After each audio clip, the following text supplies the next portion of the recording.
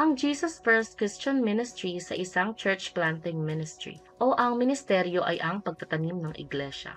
Mula sa hangarin na makapagtanim ng iglesia, isa ang JFCM Banay-Banay Kabuyaw sa naitatag bilang mission church ng Jesus First Christian Ministries na ang main office ay matatagpuan sa 831 9 de Febrero Street, Mandaluyong City. Ang Jesus First Christian Ministries Kabuyaw ay matatagpuan sa Block 22, Lot 55, Matulungin Street.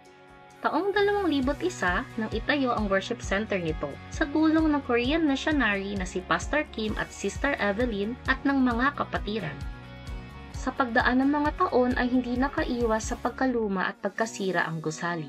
Marami na rin ang mga ginawang repairs o pagkukumpuni upang ito ay mapanatili at mapangalagaan. Pagkamat ito ay nagagamit pa rin, may ilang bahagi na kailangan na ng malaking pagsasaayos. Kagaya ng second floor na kinatatayuan ng Sunday School rooms, ang mga bubong ay kailangan na rin mapalitan. At pagkabulok ng mga kahoy at bakal na ginamit sa unang pagtatayo nito. At ngayon nga, pagkatapos ng halos 24 na taon, inulunsad natin ang Project Hagay na pinangungunahan ni Apprentice Elder Ronnie. Ito ay may temang hango sa Ageo Kapitulo 1, Versikulo 4. Magaganda at maayos ang inyong mga tahanan, ngunit pinababayaan ninyong wasak ang aking bahay. Kung kalooban ng Panginoon, hangad natin na mapasimulan ang planong ito sa susunod na taon, 2025. At patuloy nating maisulong ang pangitain at hangarin ng Jesus First Christian Ministries na magkaroon ng isang maayos na bahay panambahan. Mula rito ay patuloy na magamit ito para sa panuntunan na to win, to train, to send. Isang bahay panambahan na pwedeng ipamana sa mga susunod pang henerasyon. Isang bahay panambahan na patuloy na magagamit sa ating pagsamba, pagtuturoan, pag-aaralan at pagpapalakasan at makatupad sa Great Commission mula sa Panginoon. Kaya naman, upang masimulan ang proyektong ito, tayo po ay nananawagan na ang bawat isa na may kakayanan ay makibahagi sa proyektong ito. Ang Diyos ang magpapala sa bawat isa. Sa Diyos ang papuri at pagpaparangal. Ang kasalukuyang kinatatayuan ng ating bahay panambahan ay may sukat na 200 metro kwadrado. Ang katabing bakanting lupa naman ay mayroon ding kaparehong sukat, kaya ang kabuuang sukat ng lupa ng iglesia ay 400 metro kwadrado. Sa Phase 1 ng proyekto, na nilalayo na mapasimulan sa unang buwan ng taong 2025 ay itatayo ang unahang parte ng church building na may sukat na 54 at 60 metro kwadrado.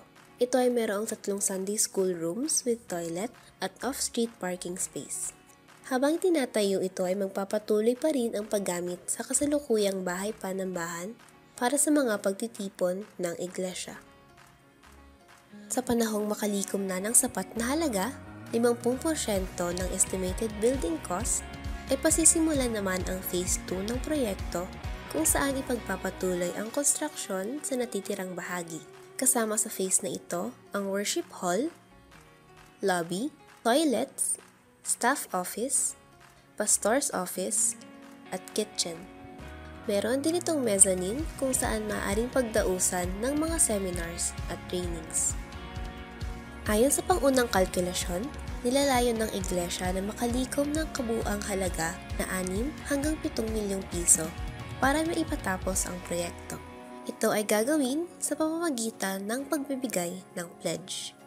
Nitong nakaraang Hunyo ay napasimulan na ng iglesia ang paglikom ng pledge, kung saan ang kabuuang halagang 6 na milyon ay hinati sa 20,000 tiles na ang bawat tile ay nagkakahalagang 300 piso. As of October 2024, ay meron ng nalikom na 223 tiles na nagkakahalagang 67,040 piso.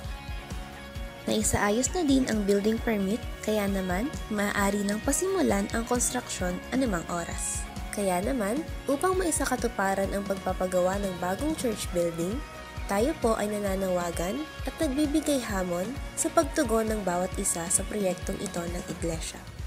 Sa Diyos ang papuri at pagpaparangal.